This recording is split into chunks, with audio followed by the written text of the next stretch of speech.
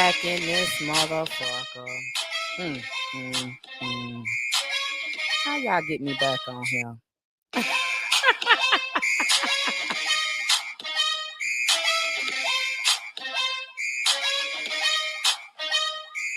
First of all, I just want to say it feels good to be back. I'm back for a little bit because I got to come back and do some more stuff. But I was like, I miss my people, man. I miss talking to the people and cutting up with the God damn it. I miss cutting up with y'all, man. Hey, beautiful. We got Ashley Chats in the building, and she the color green. You know what the green mean, don't you? Y'all know what green mean? Okay, let's get back into it. Because I miss y'all, man. Now, listen, I ain't here to hold y'all for no long time. There's just something I wanted to bring up because, as y'all know, I have been wrapped up into the whole Diddy trial of it all. And I think it just strikes me a little bit more than most people because I actually met the man in person at an old internship in New York City. I worked for the slavery exhibit on 72nd. And he was there. He was there with an Asian woman and Jean. So funny that, I heard Jean say something today and it struck me as disturbing. And I wanted to see if y'all heard the same thing and then take y'all to the past a little bit. Let's you know, divulge into some messiness because I really just need to see how come we've never pointed out the Jekyll and Hyde in Diddy before. And then we have Dawn, right? Dawn is on the stand currently, Dawn Richard, as she likes to be called. She is currently on the stand right now, and the defense team is trying to rip this woman apart. And I'm going to introduce who that is if you are not aware, as you should be. I mean, come on, it's social media. But for right now, I just want to give you all a chance to get in, get settled for just a little bit. And yeah, I'm glad to be back with y'all stinking ass.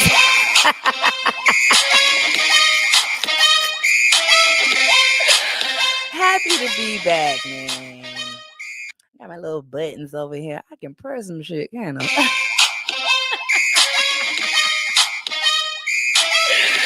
I love it. I've added some new buttons, so we'll keep going. I'll add new ones as I go, but I want y'all to hear what Jean said. And let me make sure I don't bust nobody eardrums out, okay? Now, Gene Deal literally just said this less than an hour ago. Nah, they don't want me to testify. I'm not testifying today. If I testify, he's gonna be buried just on the shit he said about Dawn. Now, he actually, and I heard him, and I was law enforcement at the time. He said I'm gonna drug them and pimp them out. Did y'all just hear what this man just said? Now, I love Gene. I do. I love me some Gene, man. But Gene said he was law enforcement at the time and that Diddy allegedly told him that he wanted to. I'll just play it again so y'all can hear exactly what this man just said less than an hour ago, standing outside of the courthouse where Diddy is doing the trial. Nah, they don't want me to testify. I'm not testifying today. If I testify, he's gonna be buried just on the shit he said about Dawn. Now, he actually, and I heard him, and I was law enforcement at the time. He said I'm gonna drug them and pimp them out. We had a whole conversation about that shit. But no, I'm not testifying, y'all. Not only am I perplexed with what he just said less than an hour ago, I'm kind of disgusted in a few different ways. He said so much in this little small clip, y'all, that I had to say to myself, well, hold on now, hold on, wait a minute. Now, in the court of law, we all know what he said is considered hearsay. There is no actual proof. And then this man stated that he was law enforcement, which really, really disturbs me even more. But it made me want to go back and take a look at something that to me, looked normal, right? And when I say it looked normal, I mean, when I was younger, I wanted to do the music thing and be in a group and all of this other stuff, right? And looking at Diddy and how he handled these groups, making them walk to Brooklyn to get cheesecake and making them do just the absolute most. I said to myself, well, wait a minute. I didn't recognize all of this stuff beforehand. Why in the world does it take for all of this other extra stuff to come out damn near 20 years later for me to officially see this man is the true narcissist, the true abuser of it all? And I just want y'all to watch this little small clip here from the finale.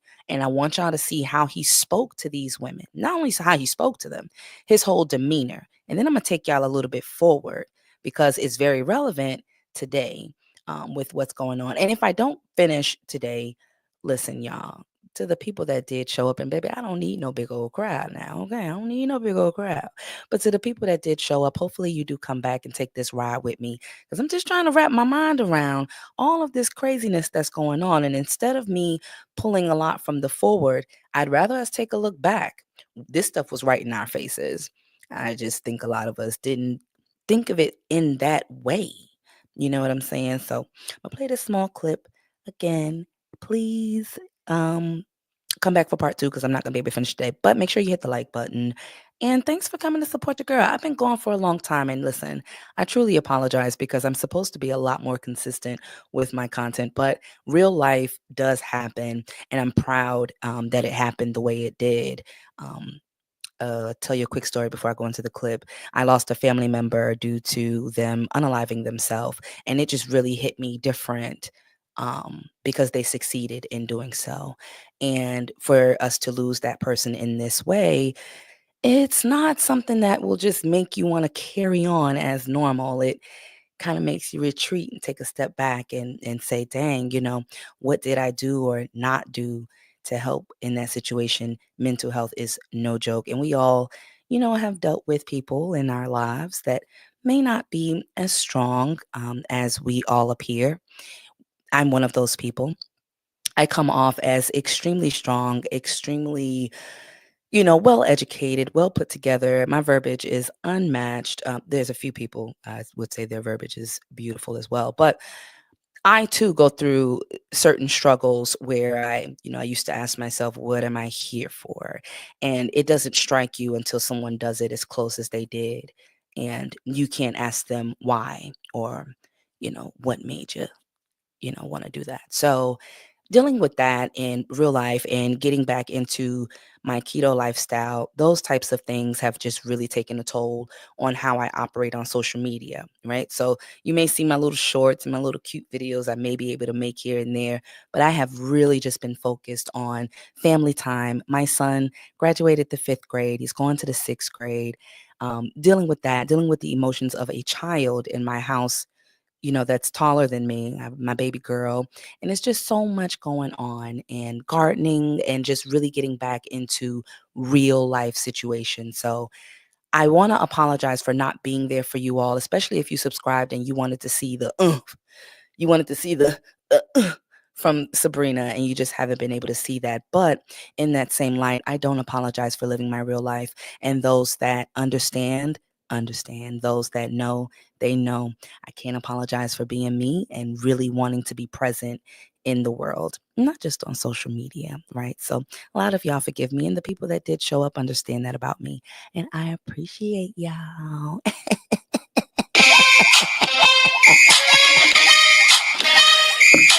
Thank you so much, Ashley. I appreciate that. It took me some time to really just wrap my mind around it. And I've been so far removed from what's going on social media. I try and leave my comments here and there. I try and catch my favorite people's replays. Ashley, you already know you're one of them. I will definitely go back and rewatch your stuff. Leave a comment because I like to, chat, and talk my shit. But yes, I do like to show my support in those ways. So yeah, keep going, y'all, because it's people like me listening. We can't do too much right now because real life is happening. So I appreciate that, and I hope he rests well now. Mental health is no joke, y'all. Now let's get into this clip because I want to take y'all back to when Diddy. Okay, it's already on the screen. Perfect. I want to make it big though. All right, take a listen. Hopefully, it's not too loud. Coming to a crossroads right now in the reality of our relationship. And it's really just time for some real talk.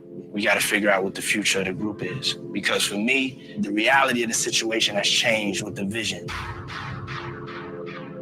Andrea, a couple of months ago, I had got an email that you were thinking about leaving the group. There's a lot of like internal things.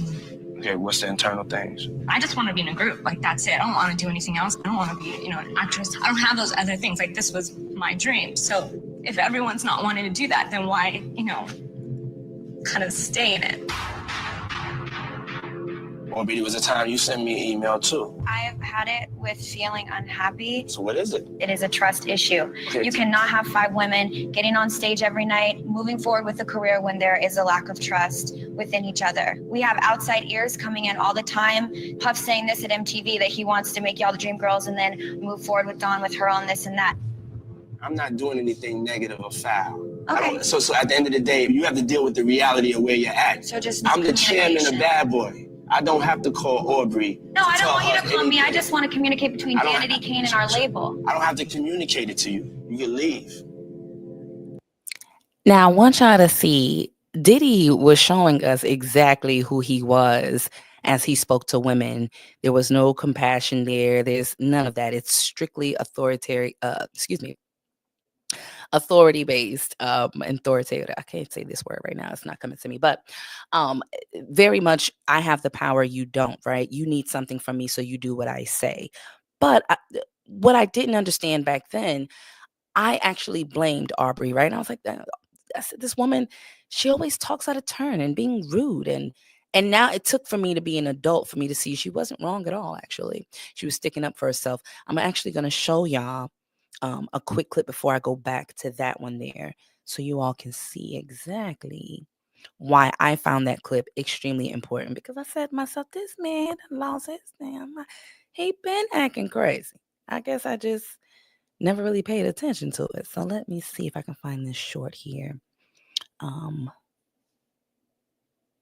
Because he was not playing and she was not playing either. I think it's this one here. Okay.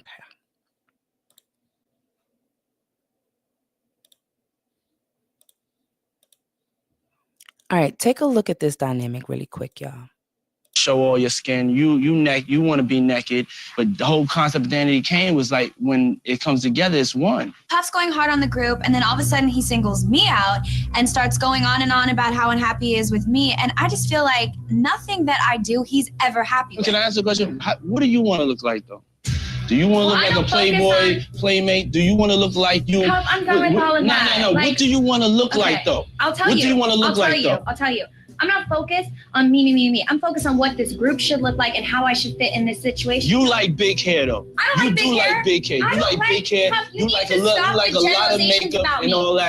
Actually, I don't. I don't like big hair. I don't like certain makeup. I'm very flexible with what you want to do. And I've worked with everything that you've thrown I'm not seeing the flexibility. You gaming me. Your hair people came in today and they said this is how it needs to be. You know what I'm talking about. You're pushing your own image, though. I'm not worried about whether my hair is straight, curly, whatever. I'm not here in a group to have curly, straight, big, makeup, whatever. I'm here in a group to sing with my group. And that is all I care about. For real. Like, maybe you just don't get me and we don't get each other. Because if I pulled in all of the makeup artists and all of the hair people, they would not say that. With the wardrobe, did I not try and cover up all the problem areas that I've been seeing were not cute? Yes, we had that conversation yesterday. How are you gonna get crazy with me? I work well with these people. But it's not necessarily just the stomach area. No, I'm talking about all of it. I mean, I was cool with whatever change he wanted to make today, and I did it. Yes, you were today. But Aubrey, you have to admit that sometimes when you want to do something, you want to do it. Well, yeah, I see what the problems are on TV, Puff. When people are looking crazy, or this is looking crazy, that's looking crazy. You even told me, review the things you do and pay attention to what the problem is. So I see what I do and I see, ooh, that was not a good look. Let me fix that. I read the things that people say. You're the one that told me to do that. I do that and I make an honest assessment. I don't want you to look like Pamela Anderson. I don't want to sound Pamela. Well, that's Aubrey. That's in the direction. Well, you don't look like her. You don't look like that girl in that sign. You know who Aubrey is. Puff, it's 3 years later. It's 3 years later and you're going in the wrong direction. Okay, well, you're going in the wrong direction. You need to stop the truck, pull over. I'm not changing nothing. Okay, well, you wanted the weed out with the weed out. I just want you to look good. You're not happy. You hate me. Then why you have me here? I don't have to have you here. That's one thing that we can make clear. That's one thing we can make clear. I don't have to have you here. I'm trying. Why do you have me here? Because every time it's just such a problem. I have you here. I have you here because I feel you talented. But don't get it twisted. I'm starting to think about why do I have you here. I'm not getting okay, so you clear on that though. Check this out. You clear on that. You understand now. I'm asking myself why do I have you here? So I'll move on to something else. I'll give you the answer soon. All right? And you may not be here then. Okay. Before it gets to And that. anybody want to go with you, they could go too. Oh, Lord. Now, I want y'all, this is a girls' group, and not one girl's girl in this damn room. Not one. Even the stylist lady. Even the stylist lady said to herself, I'm going to just come in there and just tell these folk what you were doing. And yeah, period. That bothered me because in my mind, I'm saying to myself, why on earth would you allow somebody to talk to you that way? If you're not happy where you are, you should leave. But Aubrey stood up for herself. And that's what brings me to the next clip. And I got to go in like 6 minutes. See, coming live on my lunch break. I might have to just stop it there. And hold on. Let me remove this.